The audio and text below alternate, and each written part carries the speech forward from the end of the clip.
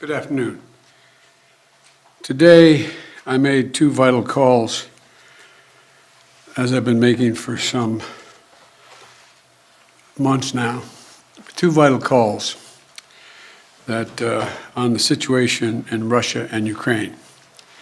The first was to a bipartisan group of members of Congress who are currently representing the United States, along with Vice President Harris at the Munich Security Conference. The second was the latest in a series of calls over the past many months with the heads of state of our NATO allies and the European Union, to bring them up to date on what the United States thinks is the current state of affairs and what's likely to happen in Ukraine in the coming days, to ensure that we continue to remain in lockstep, that is, the European Union and NATO. Despite Russia's efforts to divide us at home and abroad, I can affirm that has not happened. The overwhelming message of on both calls was one of unity, determination, and resolve. I shared with all of those on the calls what we know about a rapidly escalating crisis in Ukraine. Over the last few days, we've seen reports of a major uptick in violations of the ceasefire by Russian-backed fighters attempting to provoke Ukraine and the Donbass. For example, a shelling of a Ukrainian kindergarten yesterday, which Russia has falsely asserted was carried out by Ukraine. We also continue to see more and more disinformation being pushed out to the Russian public, including Russian-backed separatists, claiming that Ukraine is planning to launch a massive offensive attack in the Donbass.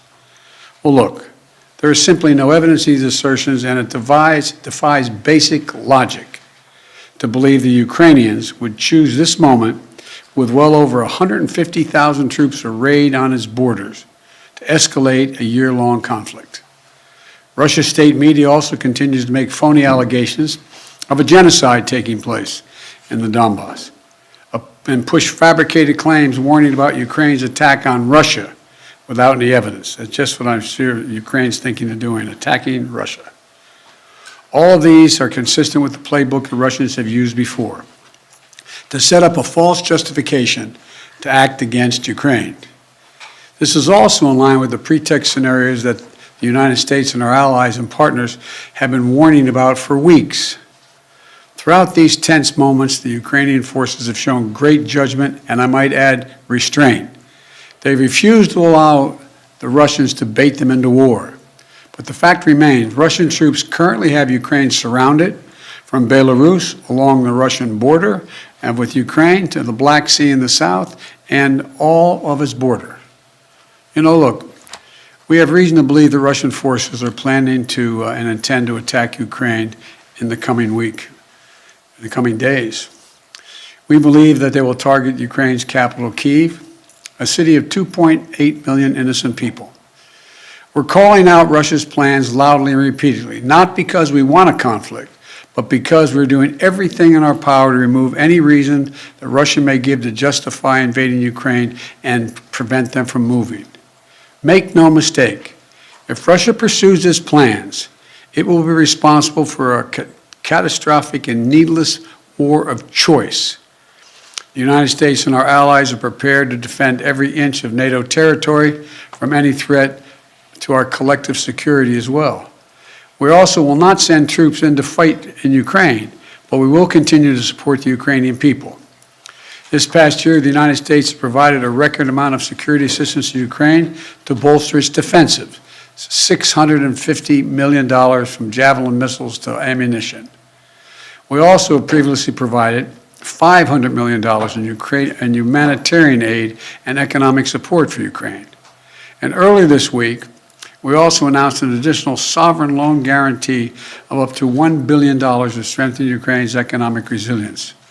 But the bottom line is this: the United States and our allies and partners will support the Ukrainian people. We will hold Russia accountable for its actions. The West is united and resolved. We're ready to impose severe sanctions on Russia if it further invades Ukraine. But I say again, Russia can still choose diplomacy. It is not too late to de-escalate and return to the negotiating table. Last night, Russia agreed that Secretary of State Blinken and Foreign Minister Lavrov should meet on February 24th. February 24th in Europe. But if Russia takes military action before that date, we'll be clear that they have slammed the door shut on diplomacy. They will have chosen war, and they will pay a steep price for doing so, not only from the sanctions that we and our allies will impose on Russia, but the moral outrage the rest of the world will visit upon them.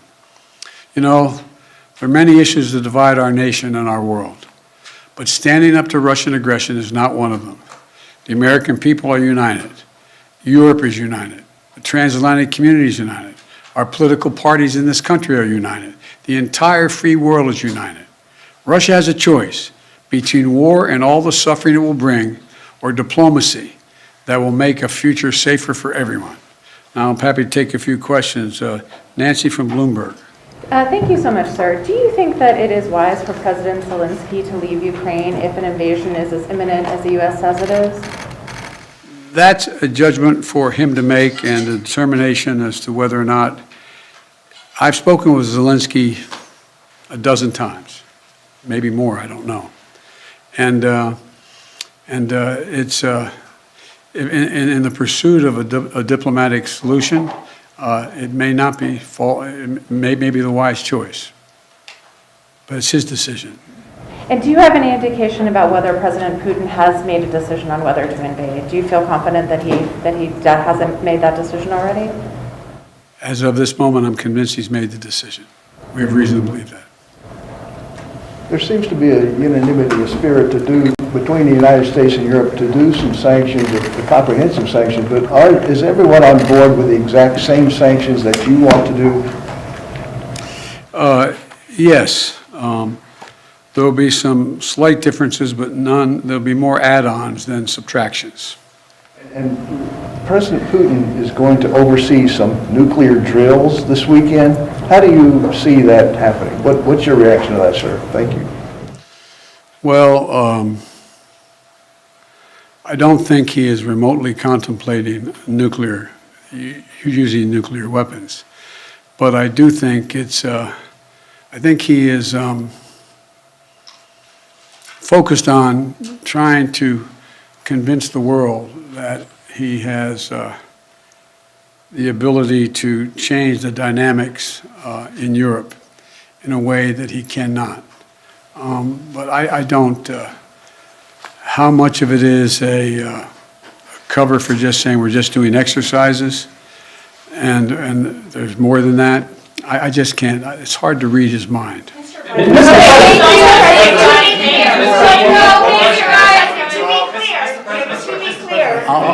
I'll take one. You are convinced that President Putin is going to invade Ukraine. Is that what you just said a few moments ago? Yes, I did. Yes. So is diplomacy off the table then? No. Until he does, diplomacy is always a possibility. What reason do you have to believe he's considering that option at all? We have a significant intelligence capability. Thank you very much. Thank you. Thank you.